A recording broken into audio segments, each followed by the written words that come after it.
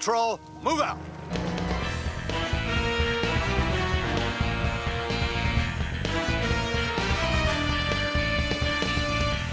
We decided in Season 5 that we were going to explore Origins a little bit more, and what better to start with Beast Boy and the team that he originally was a member of, that being the Doom Patrol. This was our first big DC Comics superhero team crossover, and it was the Doom Patrol, which is one of the coolest and definitely the weirdest superhero team out there. When we brought the Doom Patrol over from the comic books, it was really just as simple as looking at the characters, figuring out what their powers are, looking how they'll work together as a team, and then taking our own spin on them and giving personalities that work well within our show.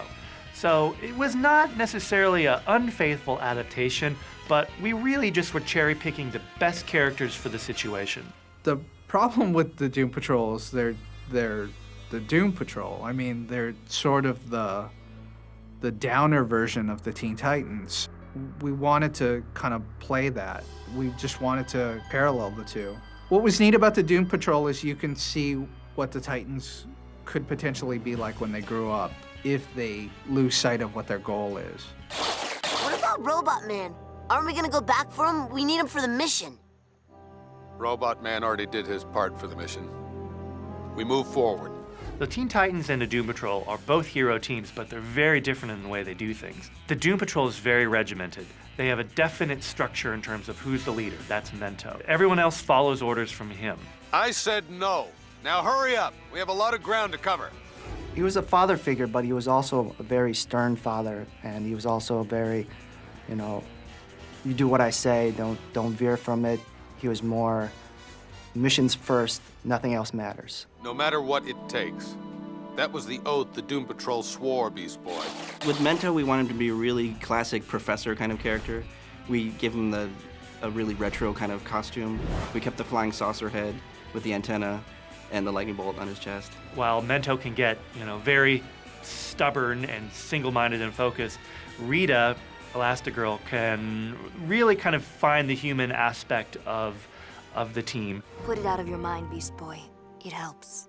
Elastigirl's a very even-tempered, kind of settling influence on the team, and she is the kind of the glue that holds the team together. Elastigirl had sort of a 50s go-go girl kind of costume with the mini skirt and the high boots and the bouffant kind of hairstyle with the headband. Yeah, I'm on it.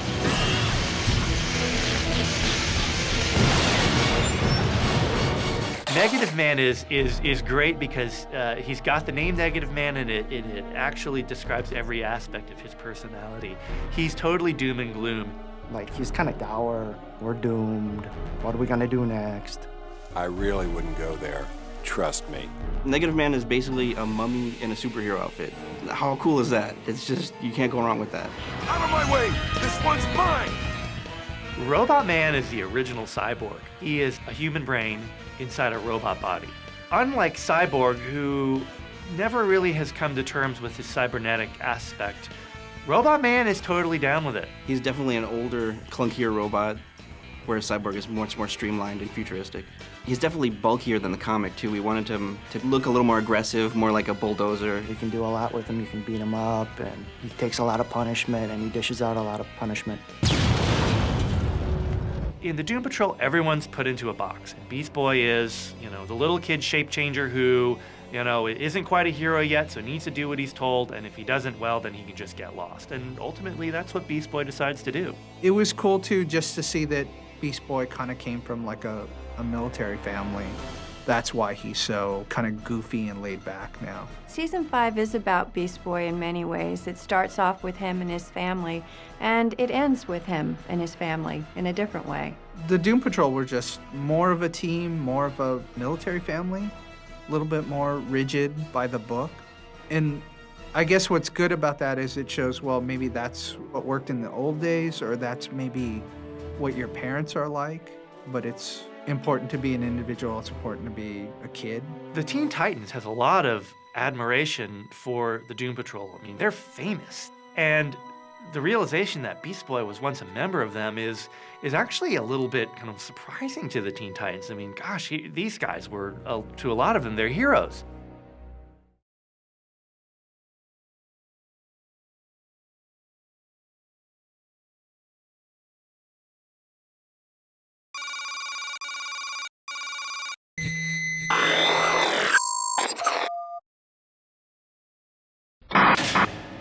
I don't like the looks of this.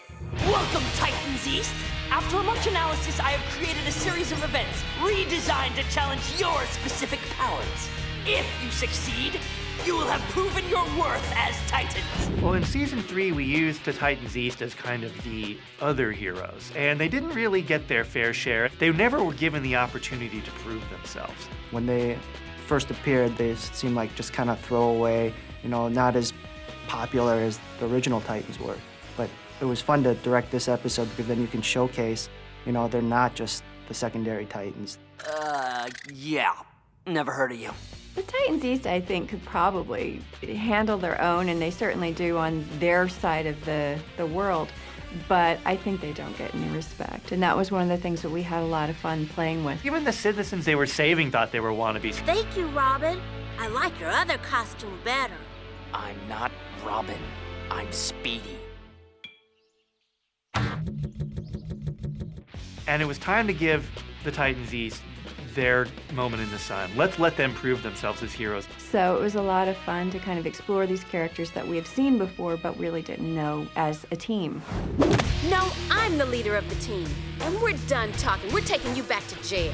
Bumblebee was a lot of fun to work on because she started out kind of as a foil to Cyborg in an early episode. And as we worked on her, we expanded her character and she became someone really fun and really cool to write. It wasn't just a typical, streetwise, smart-talking girl. Like, she really had a deeper character to her. She definitely functions in the leader role, but I think she can also be a little bit brusque. She can be a little bit demanding, and sometimes that, I think the problem with Bumblebee is often she tries too hard. So, are you like the Robin of the group? Speedy was fun to do. He's kind of the loner of the group, he's kind of like too cool for school. He's kind of like Robin, but he's not the team leader. He's more to himself. He's off in the distance. He likes to play it cool. The way we kind of played him was as an opposite to Robin, whereas Robin was the much more serious, gadget-prone superhero. Speedy kind of was the lighthearted, gadget-prone superhero. He only took himself seriously in that he was full of himself. So with Speedy, we wanted to keep him looking really classic, but kind of push it a little more modern too, so we kind of blended it together to get sort of a fusion of the classic and modern look. I think some of the costumes, like Speedy's, are so perfect the way they are that they don't need much updating. It's just, it looks so good to begin with that you just have to basically streamline a little, put it in our style, and then it's already done. So what if the kid didn't know your name? Let it go, Robin. Aqualad is great, because much like Speedy, he's one of the classic original Teen Titans. Our Aqualad is kind of a rock star. He's got that cool look. He's got the mullet and the sweet outfit. He definitely is sort of a loner in the group because as kind of the one that swims around in the ocean, he's used to kind of being by himself. So originally Aqualad had this sort of red and blue costume with little shorts, and we changed it to look more like the ocean. We wanted it to be sort of blue and black and have wave patterns in it, but we kept the fish scales because that was cool. Más y menos si podemos. ¿Cómo funciona? No tengo idea. Es más complicado que el Space Shuttle. When we came up with our original Titans East lineup, we wanted to have a speedster, but at the time we actually weren't able to use Kid Flash. So the decision was made to come up with our own version of the kid that goes fast. And then it was decided, well, gosh, wouldn't it be neat if we had twins that had opposite powers, plus and minus, más and menos, and they only go fast when they're touching. And what if they only speak Spanish? Cuando nuestras manos se tocan, somos muy veloces. So when we were designing Más y Menos, we were creating something new, but we also wanted to kind of keep it looking like a classic DC Comics speedster costume. So we made him real sleek and streamlined and gave him the goggles and the plus and minus signs. Who are these guys? So, my chat room chums, tell me, what do you know about the Titans East? Titans East are still trying to figure out how they fit together. They're like the Titans when the Titans first got together. They're figuring out what pieces they have and how they fit together and how they coordinate with each other. They're still kind of a young team.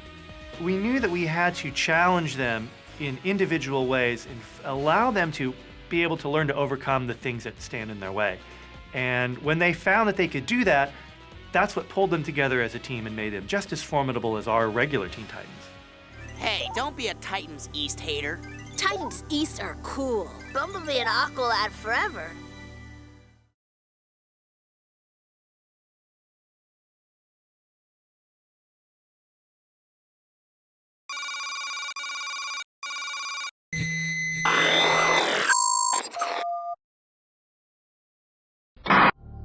The face of our enemy has changed. No longer is the Doom Patrol our only threat. Now a new generation stands in our way. We wanted season 5 to be bigger, better, more characters, more action, more adventures, and the best way to do that is to add more characters. The story dictated where we were going. The Titans went to other countries or other places and met other kids like them. Now the hero roster spans the globe. There's got to be a way to keep them together. So we came up with the Titans Communicator with that iconic T on the front of it as the kind of link that brings everyone together. They had to give out these communicators, keep in touch, let us know what's going on. But in doing so, they also formed one of the biggest fighting teams ever. Communicator. The brain has been tracking our every move with the communicator I gave to Hotspot. Before we started working on season 5, we sat down and you know, the directors and Glenn and the writers, we all sat down and kind of wrote down a wish list of all the characters that we wanted to see in the show. You know, you get to play with all the old Titans, and it was all the, you know, Titans we wanted to, you know, get our hands on. Who are you? Kid Flash, fastest boy alive. Are you supposed to be a good guy or something? One of the best. Kid Flash is a really great, iconic character, and I'm so excited that I got to do an episode with him. He's such a big character, in fact, in terms of just the DC universe, and in terms of the Teen Titans universe as well, that he really needed his own episode. I wish I could take credit for totally coming up with the idea of who to cast as Kid Flash, but the truth is, Glenn Murakami said, can we get Michael Rosenbaum? Because he had played Flash for me on the Justice League. So they said, do you think we can get him to sound young enough to be Kid Flash? I work alone these days. You get a nice place. Very secret lair. And so we asked him to manually himself, in performance, raise the pitch of his voice, and then we would also technically just speed it up a little bit. I am sorry to confuse. You are no prisoner here. My name is Red Star. In the comic books, Red Star actually had a very different origin than the one we used in the series. In fact, his original name was Starfire. Our Red Star, we decided that we were going to take the look, the uniform, the super soldier aspect, and really kind of reinvent him into something that was wholly unique for the series. So with Red Star, we wanted to make him look a little more like a military. We kept a lot of elements from his original costume, but we pushed it so it's more Russian, more cold, and a lot more utilitarian. What was so fun about using this whole big list of characters is we got to introduce some that were a bit obscure. Gnark and I go way back. I'm Cole. Gnark, for some reason, everybody loved him. For seasons, they talked about bringing him in. So we got to bring in Cole and Gnark. We were able to give Cole a power that she had never had in the comic books, which is, in the comics, she was like growing crystals and things like that. In this, she turned herself into crystal. And we thought that was a lot of fun to play with, especially since when she turns the crystal, she can't move. And that makes it perfect for Gnark, who is a caveman without a club. Now he has a club. D. Bradley Baker is one of the unsung heroes of our industry. He played this character in this one episode called Gnark, and all he ever could utter was the word Gnark. And a tribute to his talent is how many different emotions and how he could carry through a scene by simply using the word Gnark. Gnark! Gnark! Gnark! Gnark! Since season 5 in a lot of ways was about origins, it was really neat to be able to create some heroes, young heroes from whole cloth that we knew someday were going to grow up to be grown-up heroes. Going along with our storyline, that if the brain was out to take out the teenage superheroes, he was going to take out the next generation too. And we wanted to put Raven into kind of the scariest situation for her, which would be babysitting a bunch of little kids. At the time, Michael Chang had a little child. So the teether is based a lot on his little girl and watching her and seeing the different things that she would do. A lot of his actions were based on my young daughter, how she was acting at the time, where she'd put everything in her mouth. She was still learning how to walk, and so I'd try to copy, you know, what she'd do. She'd keep her hands up while she walked. Much of season 5 was about breaking our characters apart. In the finale, finally we get them all back together again. And I loved working on the finale where it was a knockdown, drag-out fight with every character that you either loved or you hated. It doesn't matter. They were in it. 43 characters on screen, I think, is what we ended up with. And we had cards with every character's name. And we spread them out, and I said, well, who would be good against who? And we did matchups, this one with this one, this one with this one, this one with this one. There's a reason why you didn't see that big fight until season 5. I mean, it just takes that long to get there.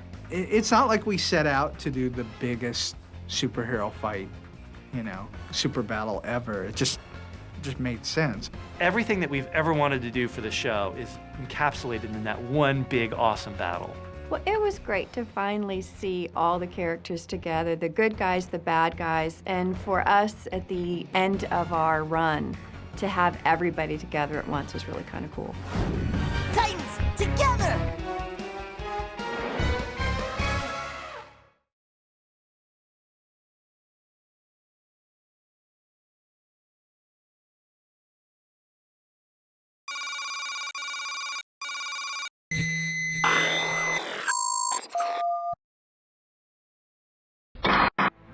Robin's strategy has failed, and one by one, they will fall.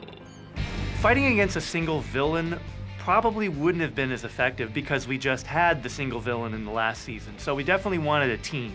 And of all the villain teams that are available to the Teen Titans universe, the Brotherhood of Evil definitely were the ones to watch.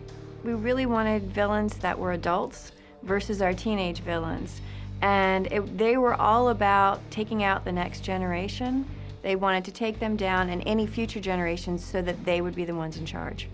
Our take on the Brotherhood of Evil was very much from the Silver Age of DC Comics. And back in those days, their motivations were very simple. Take over the world. We have a master plan and we will see it and wahahaha, we are evil. What's cool about the older DC characters is they're iconic, but there's something about the goofiness about the characters that makes them creepier.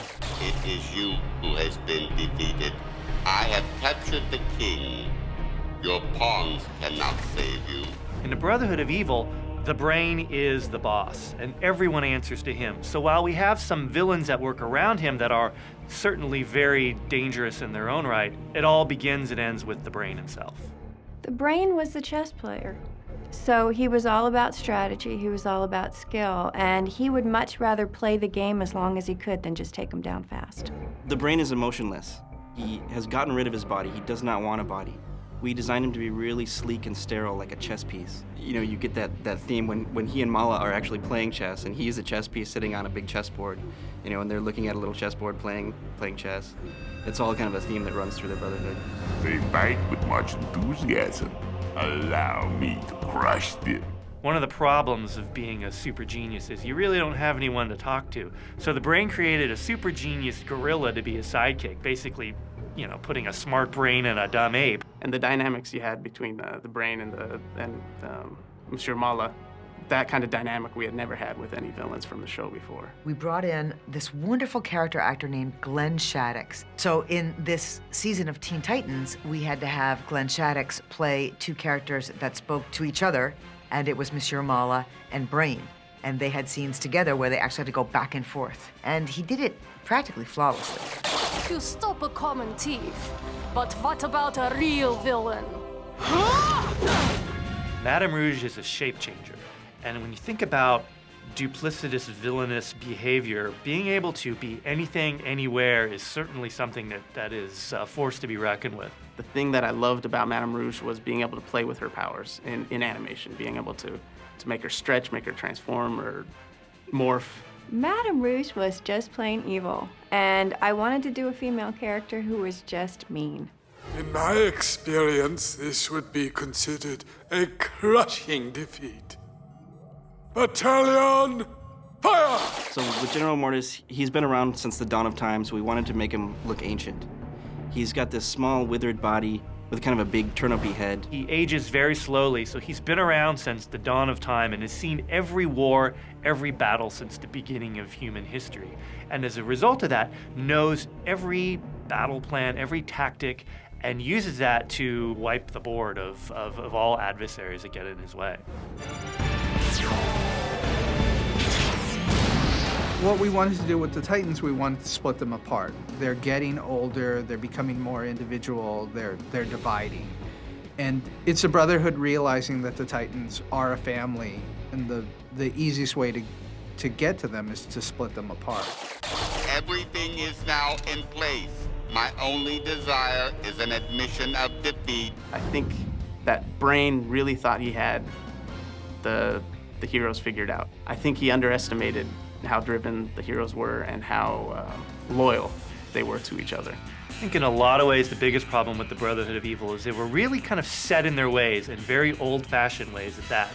And here they are facing a whole new breed of heroes, young kids who have a different way of doing things, and for kind of grown-ups who are used to doing things a certain way, having these kind of upstart kid heroes that come in and mess up their plans is something that's completely unexpected for them. Our young Titans are spreading out far and wide, but that will not save them.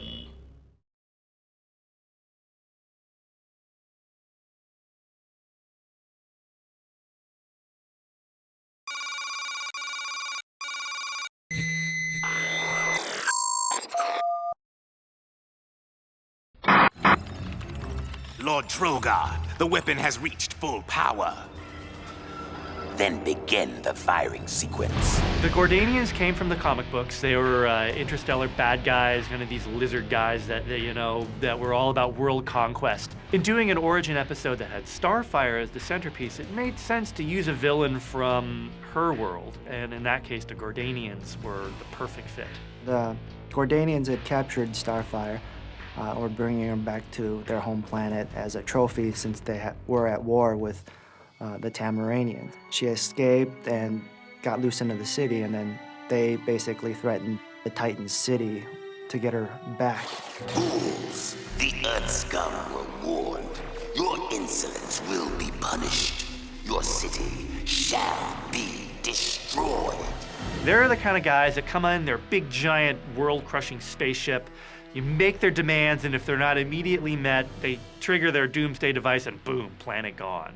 They don't mess around, these guys. It was like an army. We needed something to bring the whole city together and all the Titans together. One of the things that was the Gordanians' downfall is they never took these kids seriously. I mean, come on, we're the big Gordanians, and here's a bunch of kids that are gonna come up here and try to defeat us? Hardly. So they were never taken seriously. So in a lot of ways, the Gordanians' defenses were down. Hey, sir. I mean, Robin, do you maybe... Sorry, I just went solo. I'm not really looking to join a team. Need a sidekick? It was always in the back of our minds that it would be great to do an origin episode at some point. Glenn never wanted to do the origin in the beginning. He always felt that it was too soon, and we'd come upon our teenagers already as a team, already getting along. And for some reason, it just seemed to fit in our last season, especially as we were doing the story of handing out communicators. It seemed like a great story to tell how you got the very first one. I thought we might want to keep in touch, so Cyborg and I designed these. Made them out of my own circuits. We wanted to jump into their lives as superheroes right away. We didn't want to be saddled with a setup. And that's why I think by holding it until the 5th season, we were able to see their past as it relates to their present. We were able to see where they've come from by seeing where they are now. Go team. It's cool to know how the Titans behave, and then when you see them acting out of character, then it means more. If you'd seen that in order, it wouldn't have been as interesting. The origin episode was a big challenge for us because there was so much story we wanted to tell, but we had to condense it into 22 minutes. I think it was a lot harder, certainly, than anticipated because it was telling 5 big stories in one small episode. And we wanted to see the first of everything, the first booyah, the first time Beast Boy tells a joke. It was the first for everything, and there was a lot of information to get out. I think it was a fun episode, but it was a trying one, too. Guess we could all use some new friends. Besides, we kind of made a good team.